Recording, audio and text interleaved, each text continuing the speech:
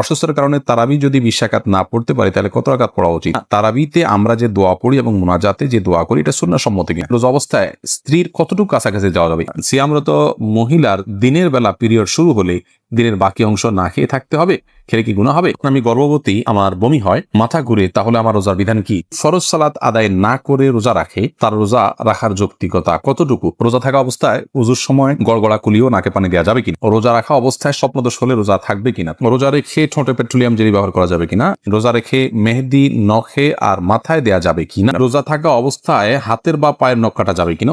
আর বিলম্ব না করে চলুন তাহলে আপনাদের যে সমস্ত প্রশ্নগুলো আমাদের কাছে চলে এসেছে সেগুলোর উত্তর দিতে আমরা শুরু করি। আহমেদ শাহাদাত জানতে চেয়েছেন রোজা থাকা অবস্থায় হাতের বা পায়ের নখ কাটা যাবে কিনা? উত্তর কাটা যাবে, কোনো অসুবিধা নেই। রোজা রেখে হাত পা নখ কাটা যাবে, এর সাথে রোজা ভঙ্গের কোনো সম্পর্ক নেই। এমডি ইয়াকুব হুসাইন জানতে চেয়েছেন রোজা রাখা অবস্থায় স্বপ্নদোষ হলে রোজা থাকবে কিনা? থাকবে, কোনো অসুবিধা নেই। স্বপ্নদোষ মানুষ ইচ্ছাকৃত করে না, অতএব স্বপ্নদোষ হলে বীর্যপাত হয়ে গেলে ঘুমের মধ্যে আপনার রোজা কন্টিনিউ করতে পাওয়া হবে। স্বপ্নদোষের কারণে বীর্যপাত হলে সে কারণে আপনি গোসল করবেন, গোসল ফরজ হবে আপনার, কিন্তু রোজা ভাঙবে না। নাজির আহমেদ ফারুক আপনি জানতে চেয়েছেন তারাবিতে আমরা যে দোয়া পড়ি এবং মুনাজাতে যে দোয়া করি এটা সুন্নাহ সম্মত কিনা? ভাই, তারাবির 4 রাকাত পর পর দোয়া পড়া বা তারাবির শেষে সবাই মিলে আলাদা করে দোয়া করার কোনো শিক্ষা, কোনো নির্দেশ রাসূল আকরাম সাল্লাল্লাহু আলাইহি ওয়াসাল্লাম থেকে দেন নাই। সাহাবায়ে কেরাম তারাবি জামাতের সাথে পড়েছেন, কিন্তু তারা এরকম কোনো দোয়া করেছেন বলে কোনো প্রমাণ নাই। আর শরীরে কোনো কিছুর প্রমাণ না থাকলে ইবাদতের মধ্যে কোনো ইবাদতের মূল স্ট্রাকচার বা পদ্ধতির মধ্যে কোনো কিছু হাদিসে না থাকলে সেটাকে আমরা ইবাদতের অংশ হিসাবে যুক্ত করা এটা সঠিক কাজ নয়। আমরা মনে করি যে এটাকে কেউ যদি তারাবির অংশ মনে করেন তাহলে ভুল হবে। হ্যাঁ, মাঝে মধ্যে করলেন সেটা ভিন্ন কথা। সালাতের পর দোয়া কবুল সে জায়গা থেকে যা যার মধ্যে দোয়া করলেন সেটা অসুবিধা নেই, এটা ঐচ্ছিক বিষয়। কিন্তু সিস্টেম বানিয়ে নেওয়া এবং এটাকে একটা ফরম্যাটে আনা যে নিয়মিত এই কাজটা করা সেটা কিন্তু সঠিক নয়। শিহাব মন্ডল জানতে চেয়েছেন রোজা অবস্থায় আতর বা পারফিউম ব্যবহার করার বিধান কি? উত্তর হলো জায়েজ আছে, কোনো অসুবিধা নেই। আতর পারফিউম ব্যবহার করা যাবে, রোজা রেখে তেল ব্যবহার করা যাবে, কোনো অসুবিধা নেই। এরপরে সাইদুর রহমান জানতে চেয়েছেন ইফতার ও সাহারির নিয়ত সম্পর্কে কিছু বলবেন, মুখে আরবি উচ্চারণ করা কি জরুরি? ভাই সাইদুর রহমান, নিয়ত হলো ইচ্ছা করার নাম। নিয়ত শব্দের অর্থ হলো ইচ্ছা করা, আর ইচ্ছা মানুষ মন দিয়ে করে। আমি ইচ্ছা করেছি অর্থাৎ আমি মনে মনে কোনো প্ল্যান করেছি, এটার নামে হলো নিয়ত করা। রোজার নিয়ত করতে হবে অন্যান্য সমস্ত আমলের মতো, ইন্নামাল আমালু বিন্নিয়াত, সমস্ত আমলে নিয়তের উপর নির্ভরশীল। নিয়ত না থাকলে কোনো আমলই গ্রহণযোগ্য হবে না। কিন্তু নিয়তের মানে এই না যে মুখে উচ্চারণ করতে হবে। শরীয়ত আমাদেরকে মুখে উচ্চারণ করে নিয়ত করার কোনো শিক্ষা দেয়নি, এবং রোজার জন্য আলাদা কোনো নিয়তের শিক্ষা আল্লাহ তাআলা দেননি। নামাজের ক্ষেত্রেও কোনো নিয়ত, রোজা মুখে নিয়ত করার কোনো শিক্ষা আল্লাহ তাআলা দেননি। অতএব আমরা মনে মনে আমি যে রোজা রাখছি এটাই আমার নিয়ত হিসেবে যথেষ্ট হবে। আপনি ভোর রাতে কেন খেতে উঠেছেন? রোজা রাখার জন্য উঠেছেন, এর মানে হলো আপনার রোজা রাখার ইচ্ছা আছে, বাস নিয়ত আছে। আলাদা করে সেটাকে মুখে উচ্চারণ করা আর কোনো নির্দেশ ইসলাম আমাদেরকে দেয়নি, কোনো প্রয়োজন নেই।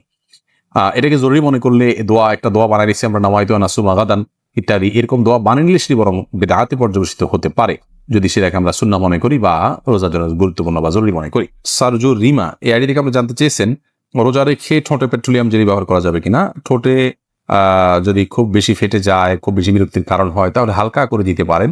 কিন্তু আপনার একান্ত যদি ঠোঁট না ফাটে বা খুব বেশি কষ্ট না হয় তাহলে পেট্রোলিয়াম জেলি ঠোঁটের ব্যবহার খুব বেশি করে করলে আপনার সেটি আমাদের থুতুর সাথে ভেতরে যাবে, সে আশঙ্কা আছে। এই জায়গা থেকে এটি করা অনুচিত এবং অনুত্তম এবং করা যাবে না। বখতিয়ার করিম আপনি জানতে চেয়েছেন রোজা থাকা অবস্থায় উজুর সময় গড়গড়া কুলিও নাকে পানি দেওয়া যাবে কিনা? ভাই বখতিয়ার, খুবই গুরুত্বপূর্ণ একটা প্রশ্ন আপনি করেছেন।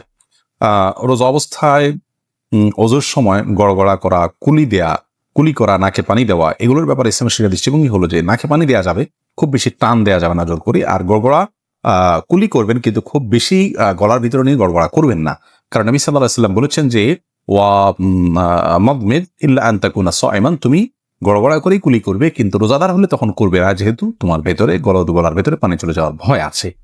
চলে গেলে সেক্ষেত্রে রোজা ভঙ্গ হয়ে যাবে। অতএব গড়গড়া করা রোজা অবস্থাতে অনুচিত, খুব গভীর গড়গড়া করা। খায়রুন নাহার জানতে চেয়েছেন রোজা রেখে মেহেদি নখে আর মাথায় দেয়া যাবে কিনা? রোজা রেখে হাতে, নখে ইত্যাদিতে মেহেদি দেওয়াতে কোনো অসুবিধা নেই। আবু বকর সানি আপনি জানতে চেয়েছেন শয়তানকে রমজানে বেঁধে রাখা হয় কিন্তু তারপরও নামাজে মনস্থির থাকে না, এর জন্য কি করতে পারি? শয়তানকে রমজানে বেঁধে রাখা হয় কিন্তু আমাদের মন বা প্রবৃত্তি যেটা আছে তাকে বেঁধে রাখা হয় না। তবে সে তো আমাদেরকে মন্দ কাজের দিকে পরিচিত করে। আল্লাহ বলেছেন ইন্নান নাফসা লাম্মারাতুন বিসসু, মানুষের প্রবৃত্তি মানুষের খারাপ কাজের নির্দেশ দেওয়া। অতএব শয়তানের শুধুমাত্র যে এই কাজ করে তা নয়, সেই জায়গা থেকে আমাদের নফস বা প্রবৃত্তি আমাদেরকে কিন্তু ক্ষতিগ্রস্ত করে, সেটাকে নিয়ন্ত্রণ করা শিখতে হবে। মেহেদি হাসান মির্জা জানতে চেয়েছেন রোজা রেখে নাক বা কানের ড্রপ ব্যবহার করা যাবে কিনা? ভাই মেহেদি হাসান, রোজা রেখে নাকে ড্রপ দিতে পারবেন না, কারণ নাকে ড্রপ দিলে সেটা গলা যেতে পারে। নবী সাল্লাল্লাহু আলাইহি ওয়াসাল্লাম বলেছেন ওয়া মাদমিদ ইল্লা আন তাকুনা সাইমান, তুমি কুলি করবে কিন্তু রোজাদার হলে গড়গড়া করতে যাবে না, কারণ গড়গড়া করলে ভিতরে পানি যেতে পারে। নাকে ড্রপ দিলে সেটা যেহেতু ভিতরে যেতে পারে, অতএব সেই জায়গায় দেখেন নাকে ড্রপ দেওয়া যাবে না রোজা রেখে। কিন্তু কানে ড্রপ দিতে পারেন, চোখে ড্রপ দিতে পারেন, যে চোখের সাথে আপনার আমাদের গলার সম্পর্ক নেই, কানে ড্রপ দিতে পারেন, সেটারও সরাসরি সম্পর্ক নেই। যদি আপনি গলায় স্বাদ অনুভব করেন ড্রপ দেওয়ার পরে কানে বা চোখে, তাহলে সেক্ষেত্রে আপনি সে রোজা আবার রেখে দিবেন, কিন্তু নাকে দিতে পারবেন না, যেহেতু নাকে দিলে সেটা ভেতরে যায়। এমনি হাসানুল করিম জানতেছেন রোজা অবস্থায় স্ত্রীর কতটুকু কাছাকাছি যাওয়া যাবে? রোজা অবস্থায় স্ত্রীর সাথে সম্পূর্ণ পাশাপাশি শোয়া যাবে, থাকা যাবে, এমনকি চুম্বনও করা যাবে, আলিঙ্গনও করা যাবে, কোনো অসুবিধা নেই। শুধুমাত্র স্ত্রীর সহবাস সেটি করা যাবে না। সহবাসটা যাতে না হয় সেই জিনিসটি খেয়াল করতে হবে। লজ্জাস্থানের মিলন সেটি সরাসরি হারাম, বীর্যপাত না হলেও শুধু সম্মিলনটাই হারাম। এছাড়া আলিঙ্গন চুম্বন হতে পারে। আমাদের আয়েশা রাদিয়াল্লাহু আনহা বলেছেন যে নবী সাল্লাল্লাহু আলাইহি ওয়াসাল্লাম রোজা রাখা অবস্থায় স্ত্রীদের আদর সোহাগ তিনি করতেন, এটি জায়েজ আছে। তবে কেউ যদি সেটি করতে গেলে নিজেকে নিয়ন্ত্রণ করতে পারবেন না এমন আশঙ্কা হয়, তাহলে তার জন্য এটি করা জায়েজ নাই। শাকুল খান জানতে চেয়েছেন, কেউ যদি ফরজ সালাত আদায় না করে রোজা রাখে, তার রোজা রাখার যৌক্তিকতা কতটুকু? তিনি রোজা রাখছেন, একটা ফরজ আদায় করতেছেন, এজন্য আমরা অবশ্যই তাকে অ্যাপ্রিসিয়েট করবো যে তিনি অন্তত একটা ফরজ আদায় করতেছেন। কিন্তু রোজা নামাজ না পড়ে রোজা রাখা মানে হলো যে তিনি লুঙ্গি না পরে আপনার গেঞ্জি পরার জন্য অস্থির হয়ে উঠেছেন। ব্যাপারটা এরকম হয়ে যাবে, গেঞ্জি পরাও দরকার কিন্তু লুঙ্গি পরা তার চেয়ে বেশি দরকার। অতএব নামাজটাকে সবচেয়ে বেশি গুরুত্বের সাথে দিতে হবে, তারপর তিনি রোজার জন্য চেষ্টা করতে হবে। নামাজ না পড়ে রোজা রাখা এটা হলো নামাজের গুরুত্ব বা সালাতের গুরুত্ব না বুঝার কারণে। আল্লাহ তাআলা আমাদের ভাইকে বোঝার তৌফিক দান করুন। শিরিন, আপনি জানতে চেয়েছেন অসুস্থতার কারণে তারাবি যদি 20 রাকাত না পড়তে পারে তাহলে কত রাকাত পড়া উচিত? তারাবি 20 রাকাত না পড়তে পারলে যতটুকু তৌফিক হলো ততটুকু পড়বেন। তারাবির রাকাত ফুলফিল না করলে যে কোনো গুনাহ হবে এমন না, ফরজ রোজার মতো। অসুস্থতার কারণে আপনি যদি 2-4 রাকাত 6 রাকাত কমও পড়েন কোনো অসুবিধা নেই। পিয়াস এমডি রাইসুল রেজা জানতে চেয়েছেন, সিয়ামরত মহিলার দিনের বেলা পিরিয়ড শুরু হলে দিনের বাকি অংশ না খেয়ে থাকতে হবে, খেলে কি গুনাহ হবে? না খেয়ে থাকা উচিত, বাকি অংশ তার রোজার সম্মানার্থী করা উচিত। ত্রিহান, আপনি আইডি থেকে জানতে চাইছেন, আমি গর্ভবতী, আমার বমি হয়, মাথা ঘুরে, তাহলে আমার রোজার বিধান কি? যদি বমি হয় এতে রোজা ভাঙবে না, ইচ্ছাকৃত বমি না করলে রোজা ভাঙবে না। হাদিসে আসে নবী সাল্লাল্লাহু আলাইহি ওয়াসাল্লাম বলেছেন, যে ব্যক্তির বমি হয় তার রোজা ভাঙবে না, যে ইচ্ছাকৃত বমি করে হাত দিয়ে বা বের করে তার রোজা ভাঙবে। আর যদি বমি হওয়ার পর কিছু আপনি গিলে ফেলেন তার কারণে রোজা ভাঙবে, কিন্তু এমনি বমি হলে রোজা ভাঙবে না।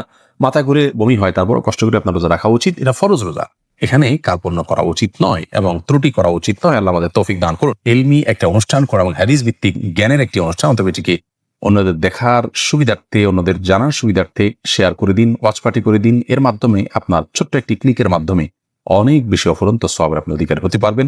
শয়তান আমাদেরকে এরকম সহজে অনেক বেশি অর্জন হতে পারে সে আমলগুলো থেকে ভুলিয়ে রাখে এবং এগুলোকে আমাদের কাছে গুরুত্বহীন করে রাখে। অতএব শয়তানকে আমরা কোনোভাবেই যেন সুযোগ না দিই। আল্লাহ তাআলা সেই তৌফিক দান করুন। আমরা দাওয়াত এবং দ্বীন প্রচারের অংশ হিসাবে এই পোস্টকে শেয়ার এবং ওয়াচ পার্টি করি।